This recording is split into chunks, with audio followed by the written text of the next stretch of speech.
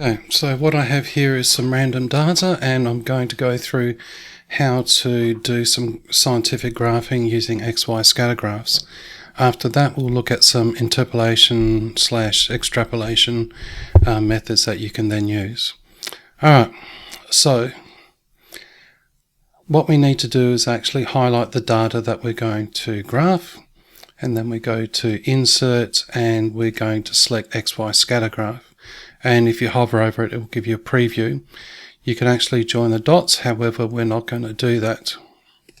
Click on that and there is your data. So we're just going to position this so it fits on the screen a little bit better.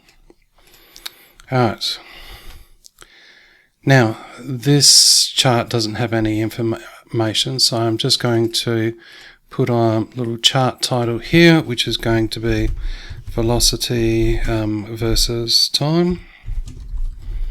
So we're looking at how velocity progresses over time.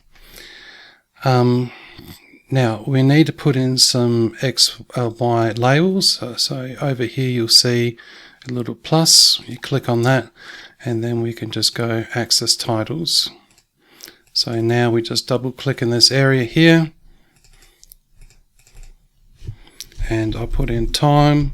Don't forget to actually put the units, and over here I'm going to put in velocity, and that's going to be in meters per second. Now that meters per second is supposed to be superscript, so I'll just highlight that using the down arrow and the shift key, right mouse click, go to fonts, and I'll actually make that superscript. Alright, so all my axes are labelled, so that's starting to look a bit better. Now I did program this to be a linear relationship with a little bit of scatter, so you can actually see it there. What I'm going to do now is actually add a trend line. Now that trend line is looking at, the linear relationship. There are other relationships that you can do. But that line of best fits, I want it to actually go through the y-axis because that's always a good way to actually see systematic errors. So I'm actually going to go back 2 periods. Okay, so that's actually finishing off at 1, which it corresponds to this value here. So I'll just go back to my line there, and I actually want to go backwards 2 periods. And you can see it actually now overlaps over the y-axis, and I want it to go forward a bit by 1 period. I also want to display the equation on the graph there, and also the R² value, which is like a type of correlation, which tells us how well that data fits with that line of best fit. Alright. So now I've got a nice graph. And here is my information. Now that information is not going to be very helpful for me because I want to actually do some interpolation and extrapolation. So let's actually look at getting this data here actually into Excel cells so we can actually do some post calculation. All right. Now, just while I've got you here, if the scatter is 0, the correlation value should actually be 1. Okay. If I put in a large amount of scatter, then you can see the correlation and everything goes there. So I'm just going to go put it back to a scatter of 5 units there. Alright, so what I want to do is actually get the slope of the line and the y-intercept and also my R² value.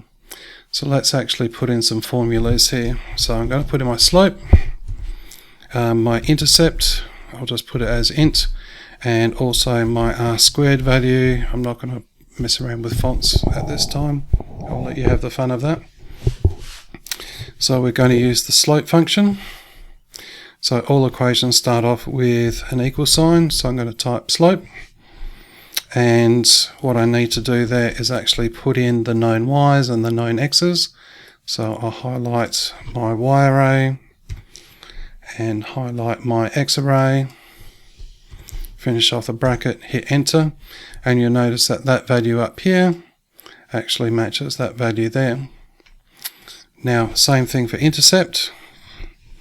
So I'll do intercept and it'll automatically come up here. Double click on it, highlight the Y values again, comma, highlight the X values, finish off with the brackets and hit enter. So now you've got that value there. And to get the R squared value, we need to use the RSQ function. There it is there. Again, known Y's and also the known X's. So now I actually have those values which are up in here in my spreadsheet. I can actually do some calculations based upon that. Okay, so let's say I want to work out what the velocity is at 4.5 seconds. So there's 5, there's 4 in between.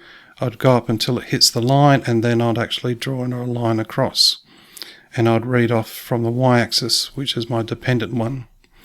So if I'm actually going to do a measurement from the independent,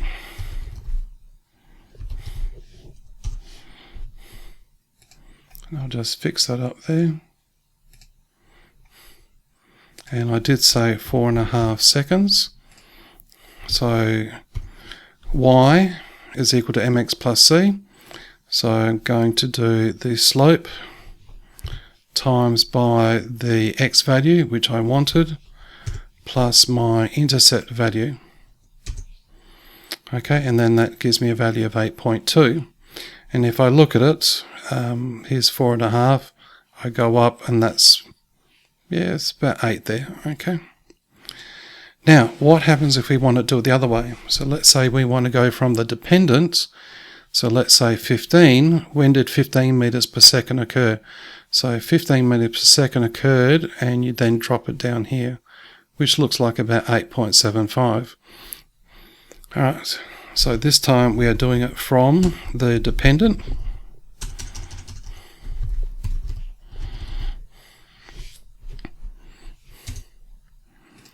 And I'll just line that up properly. And I think the value that we asked to look at was 15. Now we have to do a little bit of mathematical rearranging. So to help with that, if you just have a look at this quick little picture here. Now we've got the equation of the line y equals mx plus c. I want to actually get the x value, which is my independent value. And that y value is my dependent one, which will be 15. So that's plus c, so on the other side it's minus c. That's times by, so it's on the other, divided by. Alright, so let's actually type that into our equation. So I actually want to get my y value minus the intercept. And then I want to divide it by the slope, which is over here. And there we have it, so 8.5. So if we go across to 15, and that's actually close, yeah, that's about halfway between 8 and 9 there. All right, so a little bit over. So I can get that interpolation. Now, if I was doing extrapolation, I would then use a value outside of this data range. So let's say, what would be the time at 20 meters? Well, then I can do the extrapolation now. Simply type in 20 and it will give me my value. Okay.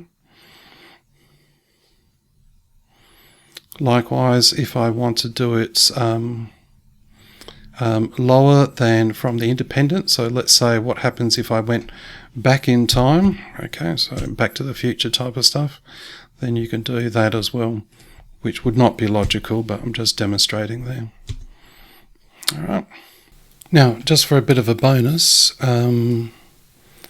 what happens if instead you're tracking two objects? Okay, so let's say I've got another object here, and I'm just going to quickly put in some random data. Let's say 5, 10, highlight the trend, fill it down. Okay, so this would be my other object that will be traveling. If I go back to the graph area, you can actually see the highlight data. Now if I just grab that corner, it will then give me the other set of data. So now I can actually have two objects on the one graph. All right. And then you can go back through, add the trend line and everything else that I've demonstrated. Okay.